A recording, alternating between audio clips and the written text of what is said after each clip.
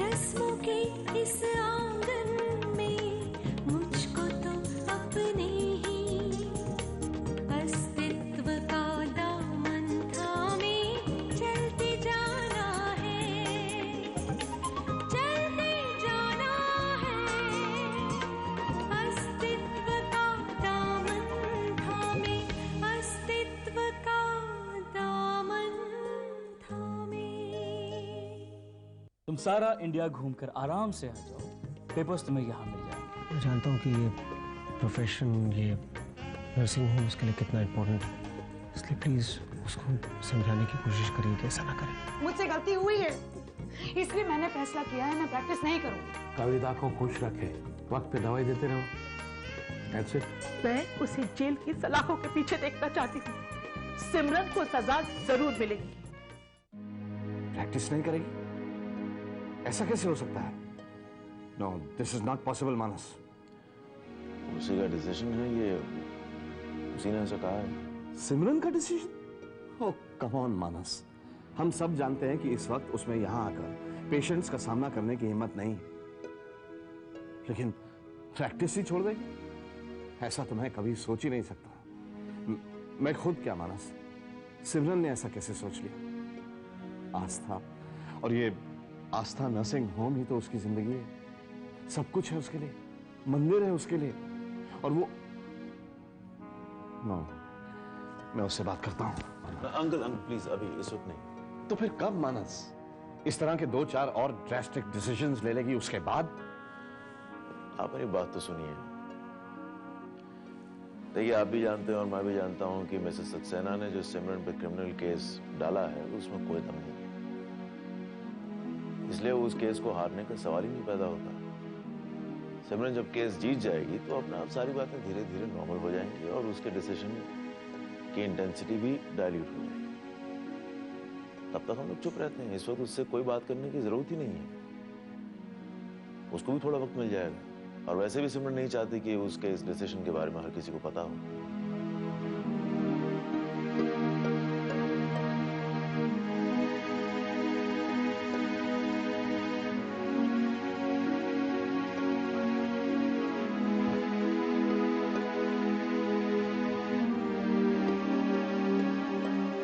क्या सोच रहे हैं? कुछ नहीं, कुछ नहीं। शायद तुम मानस ठीक ही कह रहे हो, लेकिन अफसोस तो इस बात का हो रहा है कि अब मैं भी हर किसी में शामिल हो गया।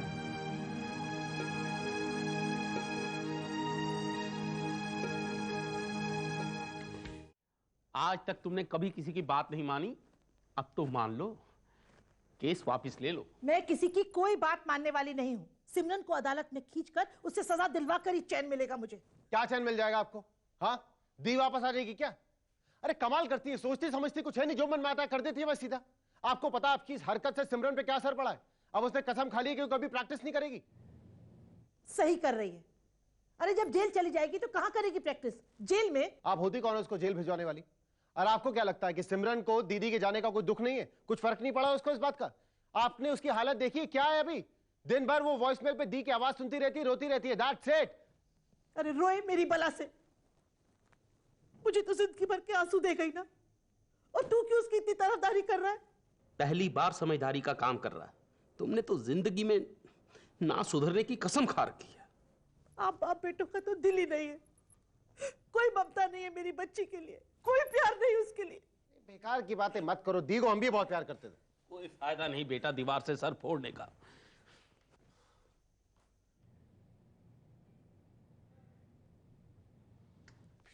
मेरी हालत, जिसे जो समझता है समझ ले, मैं अपना फैसला नहीं बदलने वाली।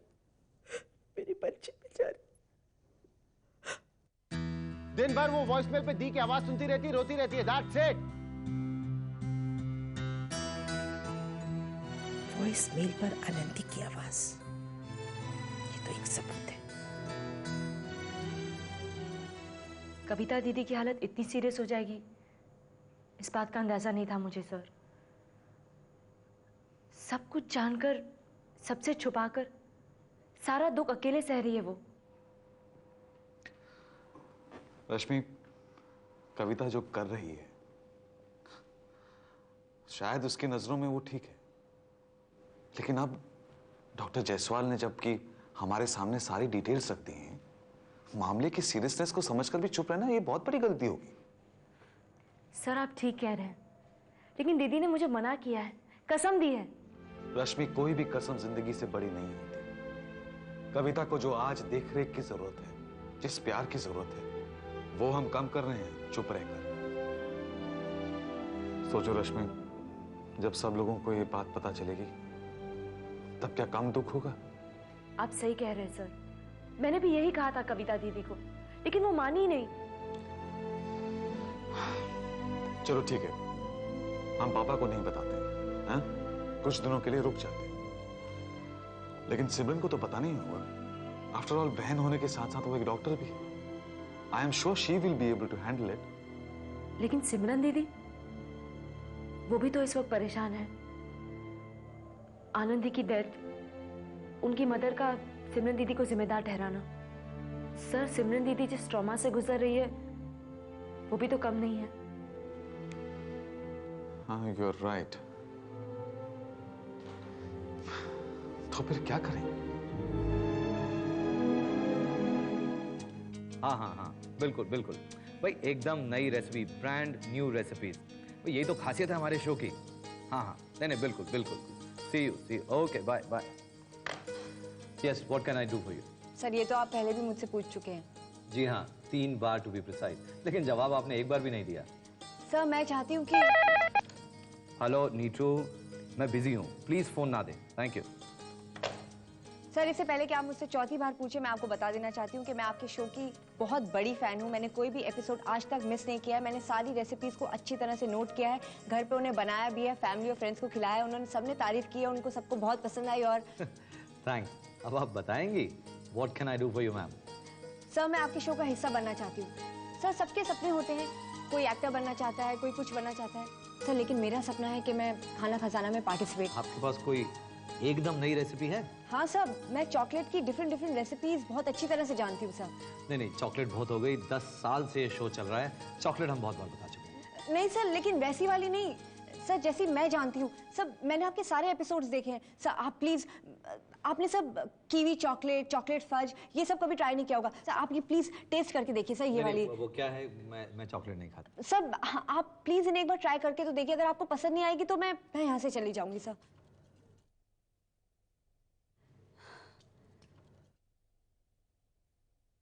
सर कैसी लगी? Not bad sir. फिर आप ये वाला फ्लेवर ट्राई कीजिए सर प्लीज। बस तो सर फिर मैं आपके शो पर आ सकती हूँ? आई थिंक हम इस बारे में सोच सकते हैं। Thank you so much sir. Sir मैं आपको बता नहीं सकती कि आपने, सर इसी बात पर आप मुंह मीठा कीजिए सर। थैंक्स।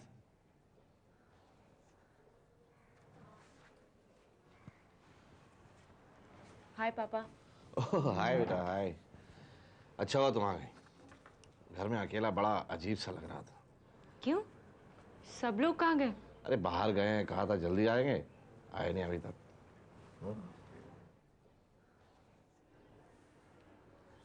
क्या बात है, कुछ सोच रही है? नहीं पापा, कुछ नहीं। बोलना, क्या बात है? हाय रश्मि। पापा I am so happy today, I am so happy. आपको पता है मैं किससे मिलकर आ रही हूँ? किससे? संजीव कपूर से। He is so good. कोई नया एक्टर है क्या? ओह गॉड पापा, आप टीवी पर न्यूज़ के अलावा कुछ और देखेंगे तब तो आपको पता चलेगा। अरे मैं खाना खजाना वाले संजीव कपूर की बात कर रही हूँ।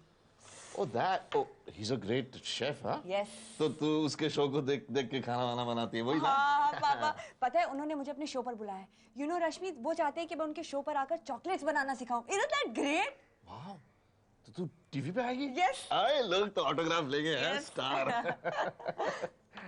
Oh my God. क्या हुआ? Oh my God, मेरी चाय उबल के आधी हो गई होगी। दीदी, मुझे आपसे कुछ बात करनी है। मैं डॉक्टर जसवाल से मिली थी।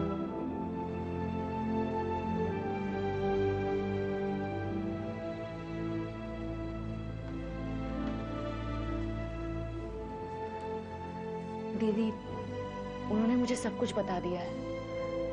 आप ऐसा क्यों कर रही हैं? आप सबको बता क्यों नहीं देती?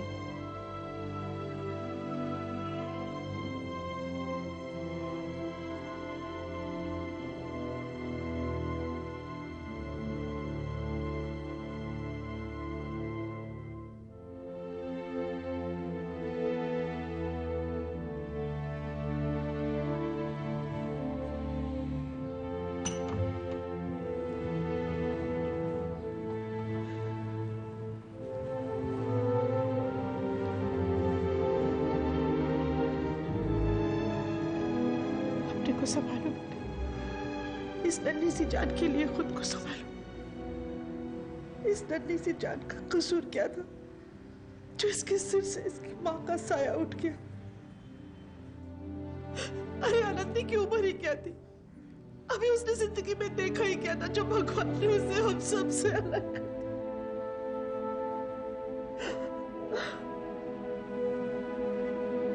नहीं, और उस भगवान को दोष क्यों दूं? उसकी जान तो किसी दूसरे की गलती से गई है ना। उसकी जान तो अरे हमारी बेटी तो चली गई बहन।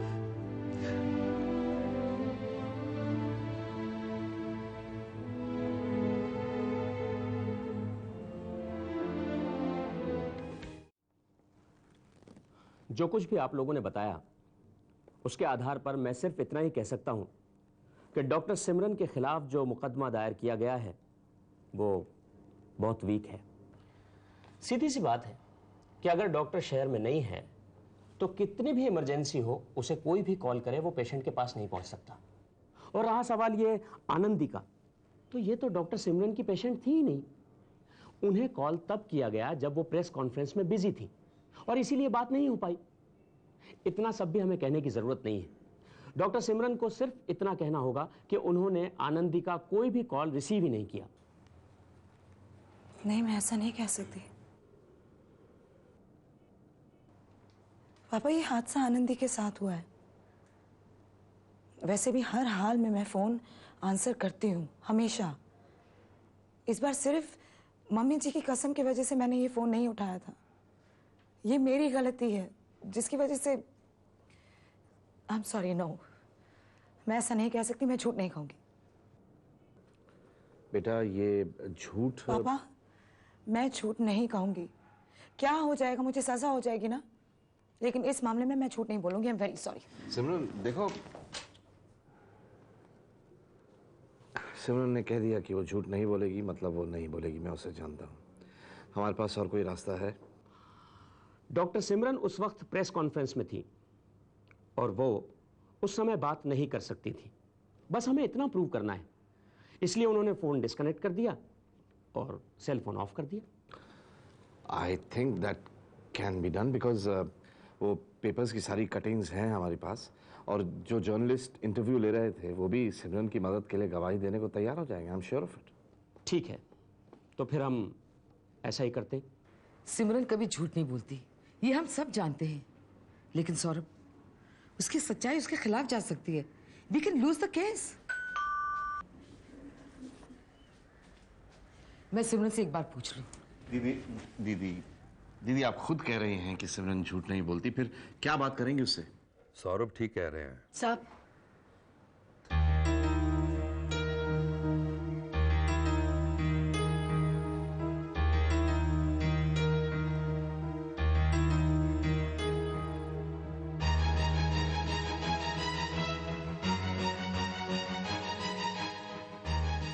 क्यों आए हैं आप यहाँ? किस लिए? मुझे सिमरन से बात करनी है। अब क्या बात करनी है? बहुत कुछ कह दिया, बहुत कुछ सुना दिया आपने। अब भी कुछ बाकी है क्या? आप प्लीज यहाँ से चले जाइए। मैं सिमरन से मिलके ही जाऊंगी। कम सुनती है क्या? ऐसे गिरा कर पापा, मैं मिलूंगी इनसे। आइए।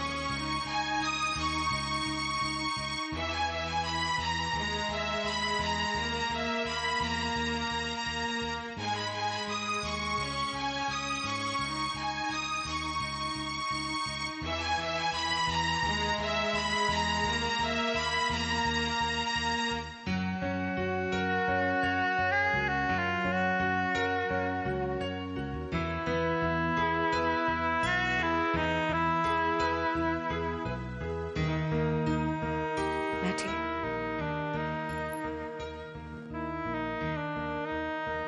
कहिए क्या कहना चाहती हैं? अब कहने सुनने को बचा ही क्या है? मेरी सुनने वाली, मुझसे कहने वाली तो छोड़ के चली गई ना हमें हमेशा के लिए, सिर्फ तुम्हारी वजह से। क्या बिगाड़ा था उसने तुम्हारा? जवाब दो, जवाब दो। एक गिलास पानी मिलेगा?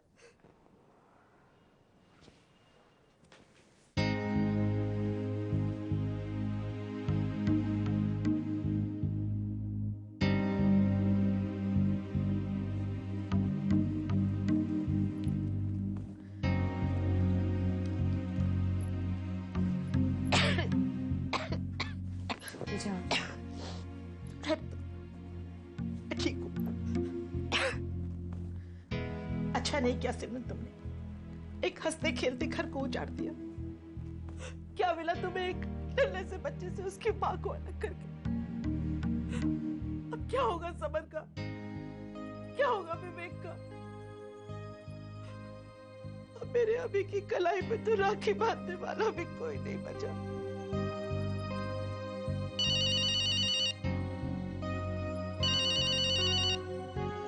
तुम्हारा नहीं, मेरा मोबाइल बचा।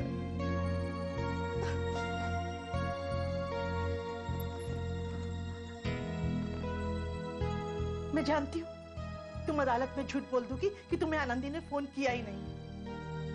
मैं केस हार भी गई ना तो इस बात की कोई परवाह नहीं मुझे। कम से कम इतनी तसल्ली तो होगी कि अपनी बेटी की मौत के जिम्मेदार को सजा दिलवाने की कोशिश तो की मैंने। सिमरन, तुम कभी खुश नहीं रह सकोगी। मैं बद्दुआ देती हूँ तुम्हें, तुम कभी खुश नहीं रहोगी, कभी चैन से जी नहीं सकोगी, तुम कभी खुश नहीं रहोगी सिमरन।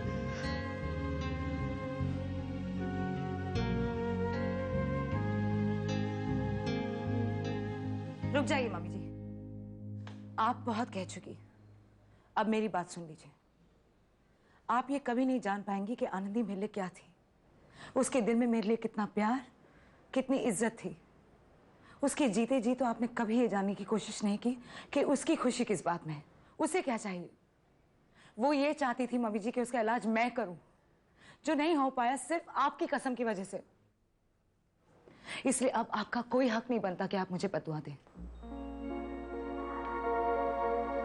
अब प्लीज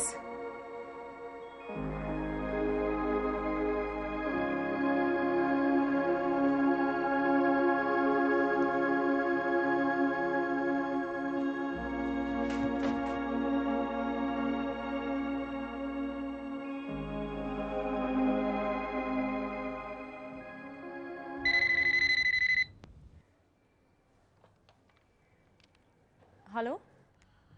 हाय, मानस बोल रहा हूँ। सिमरन है? एक मिनट। पापा, दीदी के लिए मानस का फोन है। तो उससे कहो बेटा कि सिमरन के मोबाइल पे फोन कर ले। मानस, आप दीदी के सेल पे फोन कीजिए प्लीज। मैंने तो किया था लेकिन वो उठा नहीं रही है। दीदी अपने कमरे में है, आप दोबारा फोन कीजिए, मैं जाकर कहती हूँ कि आप बात करना चाहते हैं। ठीक है।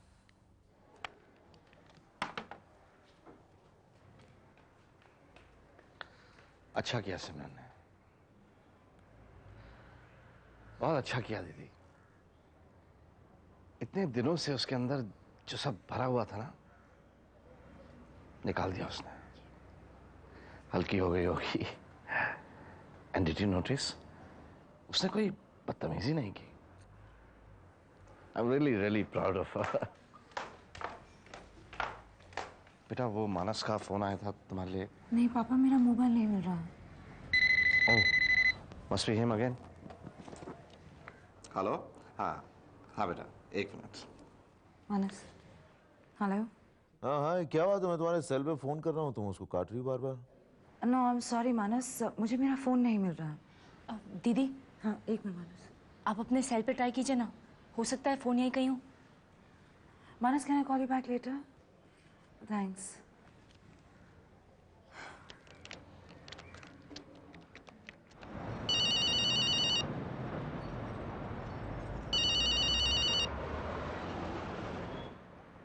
It's ringing.